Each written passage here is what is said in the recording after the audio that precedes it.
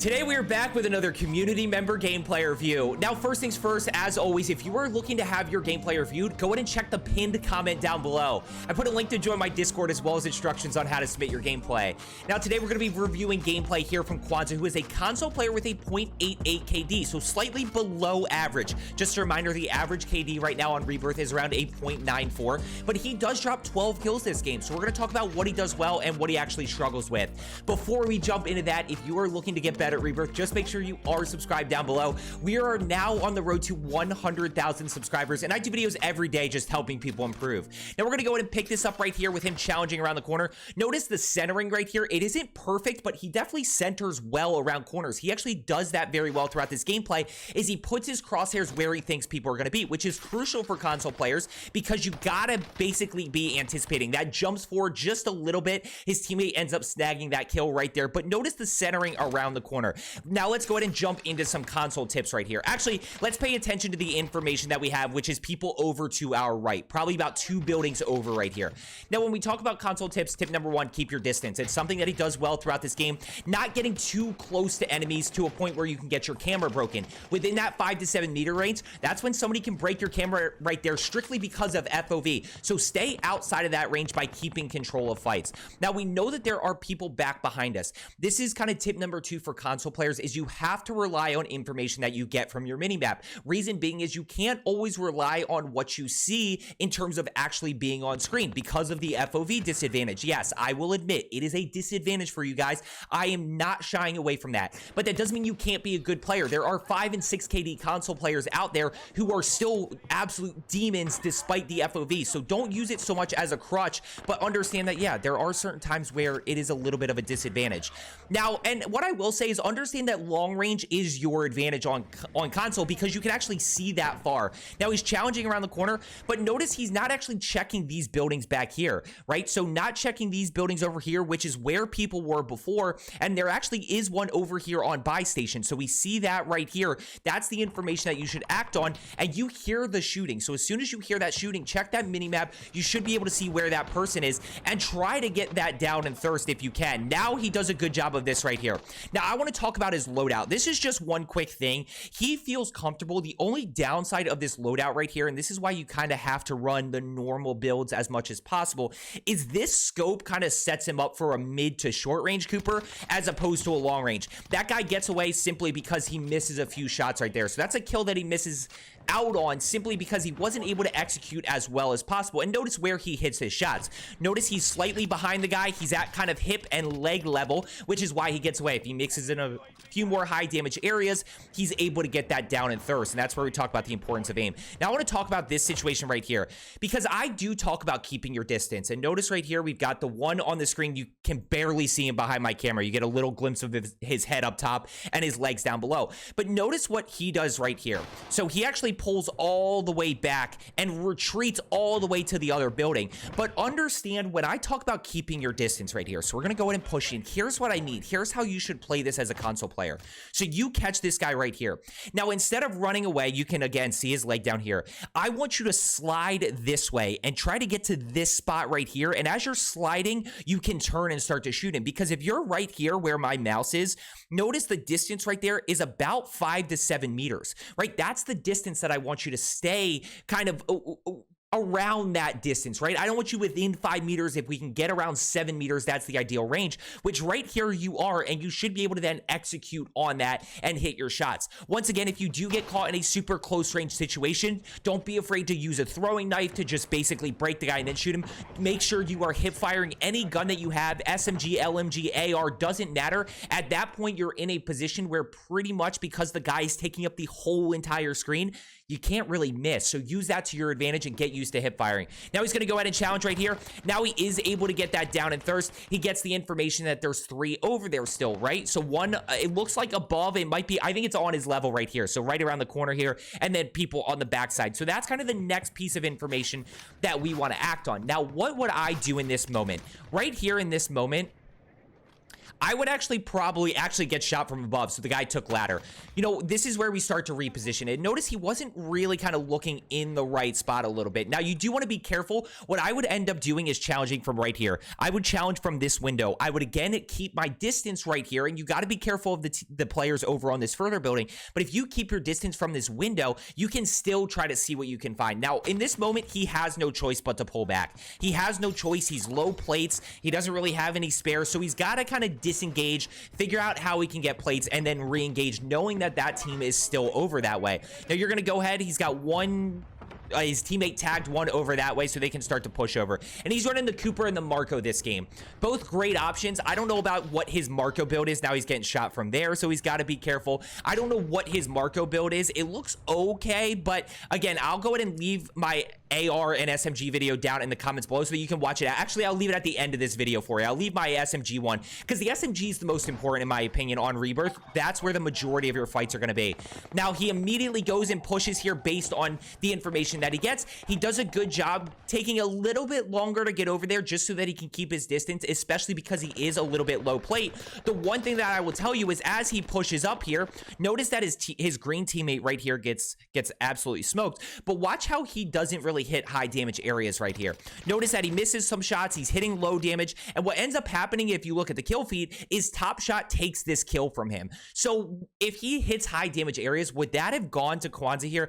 I'm not 100% sure. Like, I can't 100% for certain say that would have gone to him, but I can tell you that him not hitting those high damage areas, not mixing in those headshots as we watched his full speed, you'll really see it, could potentially have cost him this kill. And when we talk about pace of play and picking up and getting closer to dropping a 20 bomb, this is a 12 kill game, like I said, those little things matter. And those little things like taking a little bit more damage than you should, not making that split-second decision to go push somebody based on the information that you have. Every time that we can pick up some information, that is going to benefit us a little bit more. Once again, we see that little skip right there. It's just because he's recording on console. If you really want to break this down and look at it, we go from 28 seconds to 24.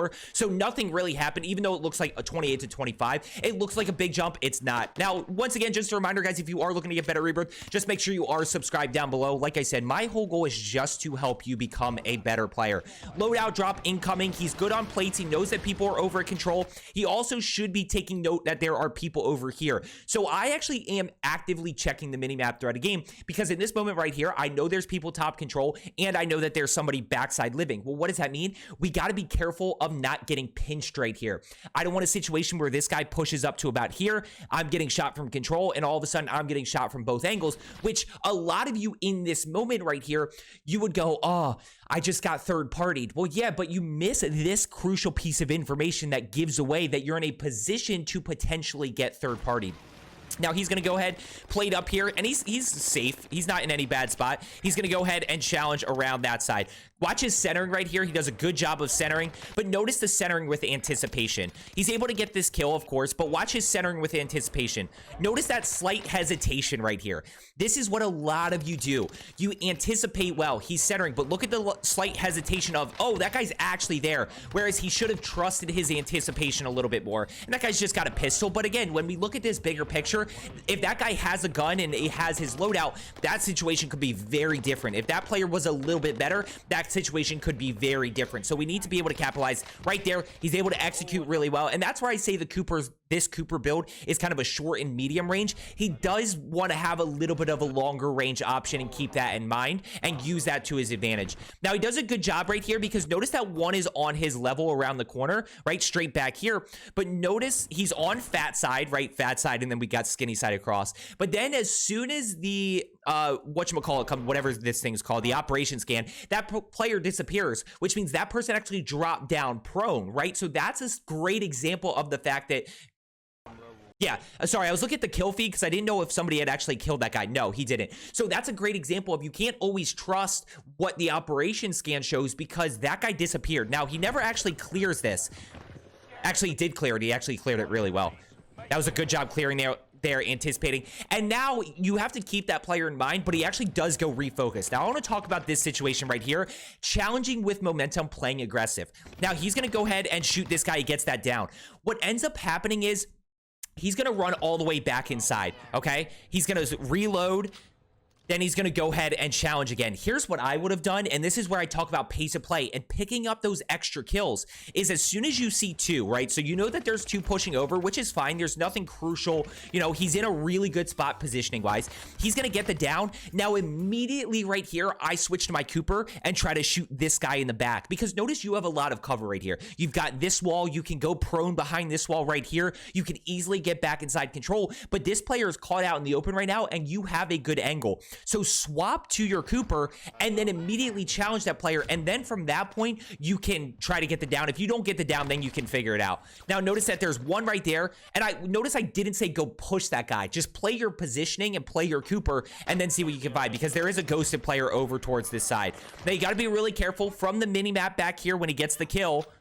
Notice that there's two players. There's the one we see on radar. There's also another one that is ghosted. So you got to know that there are two people right here as you're pushing up. And that's not even for console, that's for anybody. I mean, I don't care if you're a PC player, you still got to be ready for that. Notice the centering around the corner. Good job right there. He's clearing well. The only thing I'll say is notice he's clearing a little bit low. I'm going to pause this right where he centers around this corner. Boom. If there's a player right there, and you can, this is a great example. There's a player right here. If you were to draw a straight line, look where he's shooting. He's shooting right at this guy's hip, right? We want to be up here. We want to be high damage areas, chest shot, headshot, and that's just something you got to force yourself to do. And look where he shoots. He shoots those. That's a great example. Again, as I keep saying, there's a lot of great examples in this gameplay. That's why I keep saying it. Once again, he has good vertical recoil control, and we're going to see this a few more times throughout this gameplay. He has good vertical recoil control, but it's too low, and it's something that a lot of you actually do. Your gun does not move vertically, but it's just too low. It has to be a higher damage area. We got to move it up. Challenge around the corner. Doesn't see anything. Challenge around the corner. Yep. And notice he's anticipating. He knows that somebody's over here, just not totally sure where. Now, this is what I notice immediately. Look at this cash flow. $19,400. Somebody has to take control here and start getting UAVs up, because while they have a good sense of where people are, you're not totally sure how many. You're not totally sure, are you in between 2 or 3 teams? We got people in living quarters, so we can go act on that information. Good job of hearing that shooting, checking that minimap, and then pushing in. Oh, he just ran out of ammo. I mean, I would tell him to reload and make sure that you reload, but I mean, if you catch me in streams, you know that I make that mistake all the time of not reloading. So yes, he should have reloaded, but I can't harp on him too much. What I would say is that he needs to push in here. He needs to push in right now, especially because his teammates are in there. So right now, his teammates are going to just start taking kills from him because they're in the action, and he's kind of just waiting to see what he can find. Now, what he's going to end up doing, and they haven't taken anything yet, but they're going to go push up right here. They're trying to see what they can find. One straight back. And notice he still hasn't pushed in yet. He sees one over that way. So now he's going to go ahead and challenge this side. Boom. He's able to use that to his advantage right there. Now he challenges around the corner. Good anticipation with intent right there. Notice the anticipation in him actually being ready. And then we get a PS4 skip. That's what we'll call that. Boom. He's ready for that guy. He anticipates well. He hits shots. You can see that he was actually ready. Once again, needs to reload, but misses that prompt on screen. This is something that we are... Oh, there he goes. Now he reloads. Wait, is he using the AS-44? Oh, I'm sorry, guys. It's in the comments. I think he's using the AS-44 here, not the Cooper carbine. Yeah, actually might be right. I'm sorry. I'm sorry. I know the comments are going to be not happy about that. I'm sorry. I'm going to correct that earlier. You guys saw the correction already earlier, but when I'm doing the recording, I'm just now seeing it.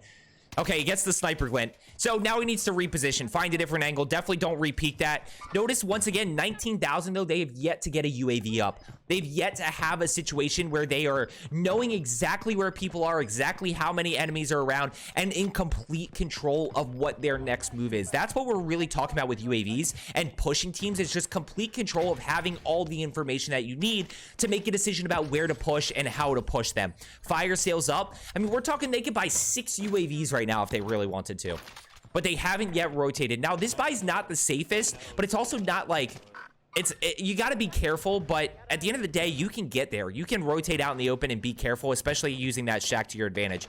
But I don't even think they're thinking about UAVs right here. One down below, or one in there. Yep, go challenge. One right there. Gets the down, gets the thirst. Now, where is he? Straight ahead. Teammate gets that kill right there. But other ones are in headquarters. So he's going to go ahead and push back again after he picks up this stuff. He's going to push back towards his other teammates. 9 kills, still 7 other teams, still a very healthy lobby. He's just short of, I mean, technically speaking, we want to be at 12 here. and then 16 by the end of the third circle. So he's got a minute and 21 seconds to pick up 7 kills, which is very tough. But notice that there's no plan right here. There's no, okay, yep, hit that guy. There's the down. Takes a little bit longer, but he's immediately able to turn on that guy and get the down and thirst right there.